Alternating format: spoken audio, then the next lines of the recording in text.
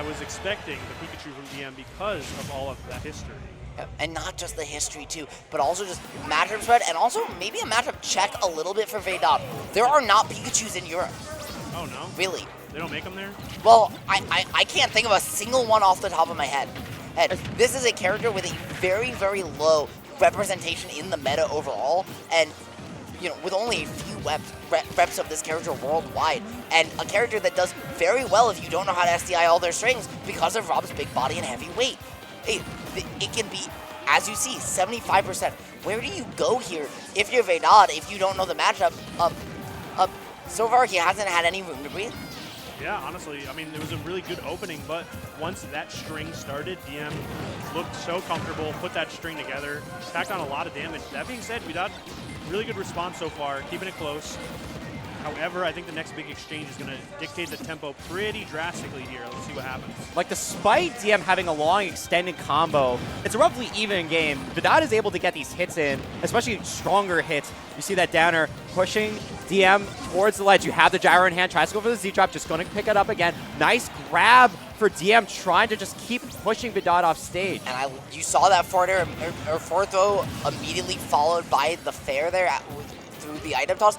He was looking for an air dodge through the gyro and trying to catch it with a forward air. Didn't find it. Still closed out the stock, but lost his own in turn. So now we're in an even situation, but you've got Pikachu here at low percent. One T-Jolt, one neutral air is all you're going to need to open up a 70-80% combo, or even a 0 to death if you've got your item combos online.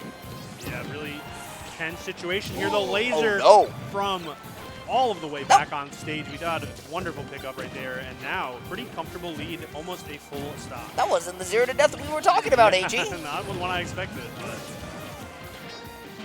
interesting stuff right now. Now able to kind of slow it down, play reactive, wait for DM to kind of make a mistake. Even right there, the gyro gonna lead to a grab here. Good stuff. How did 48% appear out of nowhere? Kind of swinging right now. Big opportunity for DM. Throw here is going to set up for the edge guard, but goes low instead and gets punished immediately. Big pickup. Because the Thunder, when you jump, actually moves your momentum upwards, it created a situation where Rob Denner, through the platform, hitbox was able to spike Pikachu down into the blast zone. That's funny. And you expect, right, you throw out that Thunder there because that lightning comes out on the second possible frame. It is an incredibly fast combo break tool that also hits from above down. You think that it's going to cover that Rob down here, but you forget just how not just big the hitbox is overall, but how wide it is, right? The Vidad there is able to drift back, avoid the Thunder completely, and still find the spike. Like, beautiful heads-up awareness, beautiful spacing, and that went so poorly that we're just going to see the Aegis in Game 2 and probably here on out from DM unless something drastic changes. Yeah, I mean, there were aspects that I saw that comfortability that I had talked about a character select. However, there were some pretty big missteps that I can see why you would want to go for this sort of momentum or mood reset with the character switch. Already, though, looking very dangerous. Really good route there to get back to the ledge. And it's not that any of DM's characters are easy necessarily, but it does feel like of your character choices, of the 4 characters we would think of in his pool, that Pikachu is definitely the highest maintenance, and if you don't feel like you're playing exactly perfect against a player who is calling you out in the way Vidad is, you might just want something a little lower maintenance to free up more of your mind to think about other things. Yeah. And DM has just been playing Aegis more across locals, monthlies, regionals, majors that he's been able to attend the past few months. It's more of a comfort character. You know, obviously, like you were saying, Pikachu is a high maintenance character. If you do not have that ability to play at a high level and have that strain of mental decisions, just go over to Aegis. Exactly, right? This big sword does so much work for you, auto-spacing out a lot of these down tilt ranges, a lot of these forward air ranges, right, that Rob is going to use to box and scrap with you. It doesn't quite deal with neutral air, but then again, does anything really? All right, really good routes in terms of recovery here from Vidad. Just kind of taking it slow, you know, making sure not to stick your arms up too high to get hit by that down here. DM has been looking for it, but it's going to be the forward tilt, actually, that takes the stock. Interesting. Goes for like a pretty fast approach and decides to just kind of roll through. Not really getting too much damage here. Big opportunity to even it up, but the combo strings are definitely still something Rob has to worry about.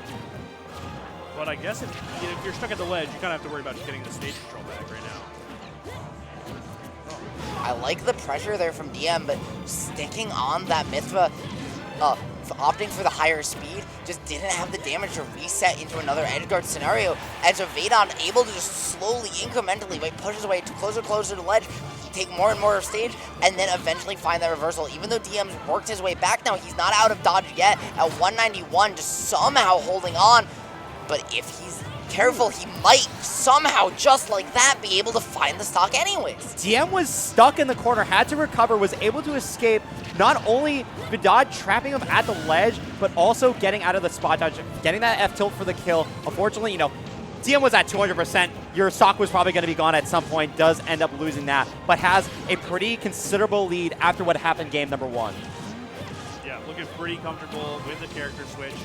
Really good tools so far too. The combo routes have been working out. The edge guarding hasn't necessarily been the best, but no big misses. You know, just some ambitious swings is all. He's been so good to it about finding these back airs at low percent that pop you up on the platform, training you across the platform, and then the falling back air to pull you back down, right? The full coast to coast around the platform as well. So it doesn't matter what Vidad's SDI is to try and get away from some of these strings. DM has been so on lock with the DI and SDI mix-up chases that he's finding max percent and maybe then some of every interaction. It's really efficient to watch. Really good stuff right here. Doesn't hit that down air, but will hit the up air to catch the jump. Really a good follow-up from DM. And I think we found some new confidence with the character switch that we necessarily did not get to see in game 1, but good stuff going into the rest of the set. We're going to have to see some adjustments from the other side of the setup. And I was going to actually ask Gerd, what adjustments do you think Vidad can give here against that Aegis? Because it felt like DM just kind of got to swing with whatever he wanted and that it was working for him. So what do you think Vidad can do to create some space and make something happen? I think we go back to game number 1 real quick. Vidad was able to seal out some stocks pretty easily, like with Thunder getting the spike. He had that ability to just clean out a game. It's a little bit different when you're playing against Pyro and Mithra. They're just so fast. You have Mithra just being a gnat, just trying to find small little openings. It deals a lot of damage, but you're stuck in disadvantage so often that DM is just able to find those openings. So Vidad really has to lock down Pyro and Mithra. And that is a great start. The rotor arm not going to close up the stock just yet, but forcing out that early side special and the back here to call out the air dodge, but not going to find that mark. DM having an extra chance here to potentially cash in big off the reversal here. I like the Nair into gyro, just a little bit of a cheeky optimization there that I don't think anyone expected. Yeah, some good extra damage too, and I think he kind of needed that small opening. Really evened up the game. One small misstep, Vidad already now taking the lead back, neutral air to catch out that switch, and the up air almost taking it. The greatest of DI, barely able to live that on Mithra too. Just surviving just a little bit longer. DM trying to find a way to get this kill. The down smash not going to work out. Great roll away for DM, just surviving another day. Down tilt into a tech chase, but the dash attack gets caught out by the F tilt. What a gutsy roll in there too, right? People always say in that scenario, good players, players roll the ledge, players roll in. DM just not even delaying it, full sending the roll in immediately because he knew it was the option Vidad would never expect. Not only catching in the stock, but a quick 50% afterwards as well, and still not dying. The up throw is just barely enough. Probably just got enough percentage from a few other interactions to get a kill. Now Vidad able to even it up. That is definitely the situation. If you were not able to get the kill right there, you give DM a big momentum. The up smash just barely whipping out of the platform, gets hit by the Nair. Yeah, the fact that Vidad was confident enough to go for the Nair there is absolutely huge. You can see the Mendel's not breaking, and even though he's down, he's not out. Remember that this is currently a 1-1 set. This is for counter pick advantage, but neither of these players are potentially staring down on a winner side or tournament game here. Okay, good shield pressure here from DM. Like the use of those down airs. Now situations like this get a little more tense too. Can't hold shield on that side step for too long. Does punish the regrab here. The gyro and Nair don't find the hit, but that second Nair will do it. DM on the back foot. That gyro is going to force the side special, but it's still not enough. Now in the last stock, really good showing from Vidad. I like this change up in pressure that we're seeing. All these aggressive options have been finding the mark. Oh no, he lost his jump. That's it. Lost his jump off stage, try to play aggressively, maybe trying to go for a drop zone forward air to catch Vidad trying to recover. Unfortunately, gets hit by a counteracting Nair while TM was jumping to get the drop zone forward air, loses that stock and loses that game. It looks like he dropped off, swung, tried to jump swing, dropped off, tried to jump swing, as you said, and that was all she wrote. DM looked so in control of that game too, until all of a sudden he just couldn't close out the stock.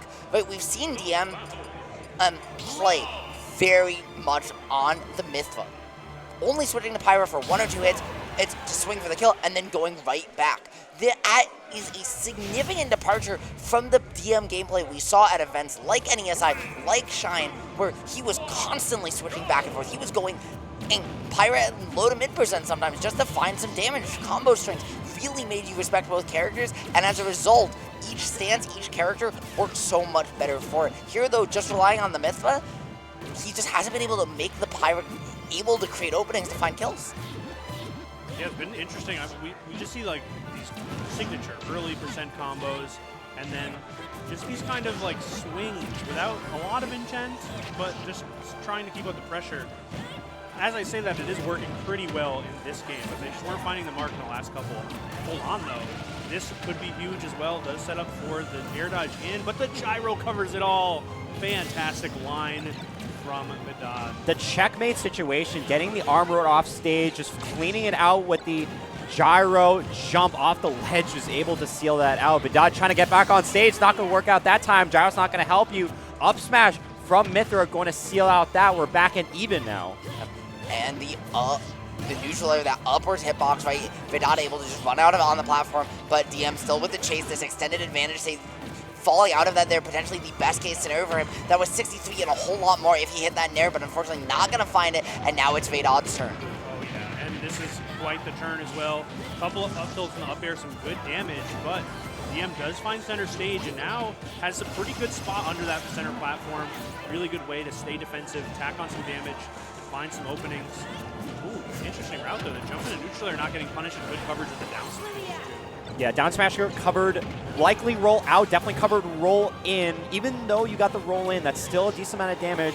DM trying to play aggressively at the ledge, but gets hit by the forward air from Rob. Both players are getting in that kill throw range, potentially. Ooh. The forward pivot F-tilt is going to be enough, especially at the ledge, even on a bigger body and heavier character like Rob. Now DM trying to answer back to make this a game 5. And DM now, right, you saw so many empty hops, short hops there, but now starting to open up with a couple full hops, something he was only really showing in between stocks. So consistently making the adjustments, even with the lead, to keep Vidad guessing, recognizing just how important counter pick advantage is here, and now switching to the Pyra, having the opportunity to seal it up, especially with the top left, but I love the switch there under the platform.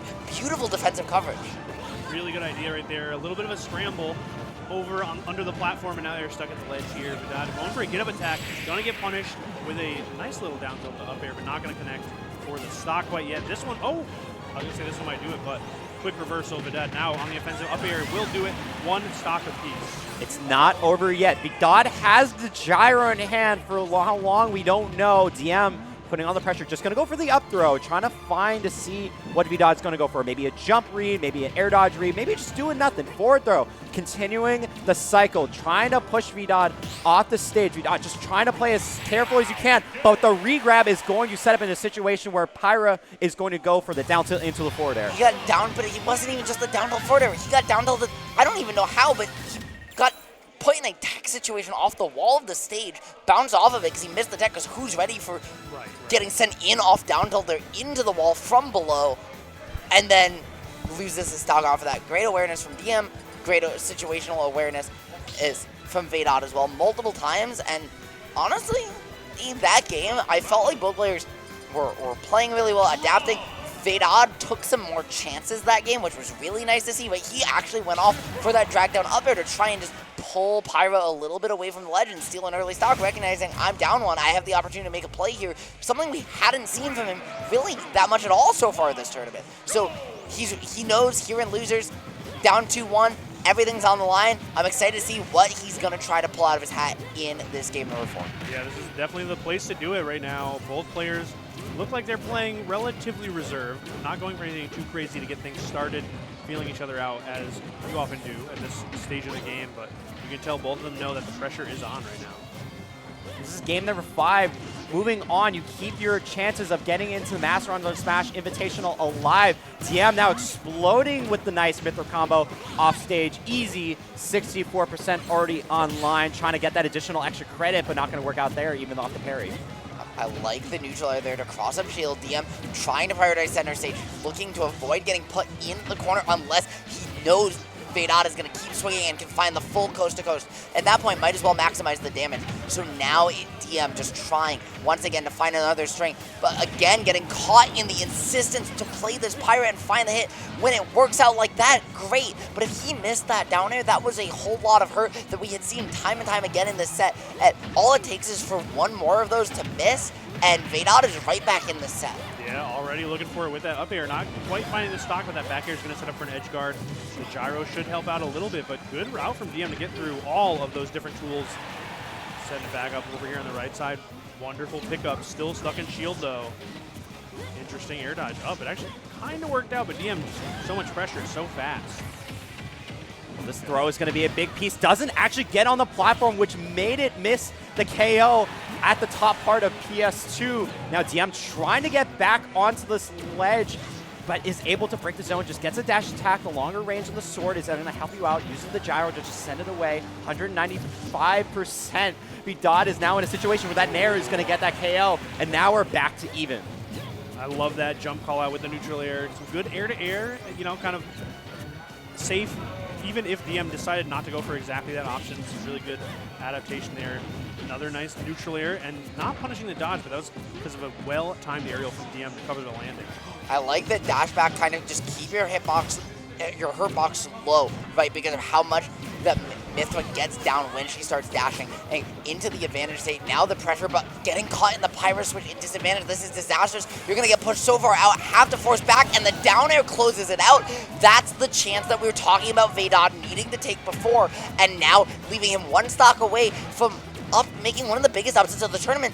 And that was all because of that pressure. The non-stop pressure caught the jump in between some of those hits, and Vidad knew it, kept that pressure up, and then forced the down air after the switch. And here's some more of that pressure. It is working wonders right now for that green Rob, but DM brings it back to one stock apiece. The spike into the up special, that's such a strong move, is able to get it just barely enough on the top part. It looked like Vidad was able to get the greatest DI possible, but it just wasn't enough to clutch out. DM now having another lease on life. This is game 5, last stock. Winner is going to be moving on to play Leviathan losers quarterfinals right now. Vidad having that slight lead, about 30%. Both players trying to find that one option. We're going to go see Mithra again. I like the switch back here, right? You just want the speed, regain stage control. Now you put them in the corner. You can start to look for those kills. Those down air, up smash. That's going to be it. And DM clawing back victory from the jaws of defeat.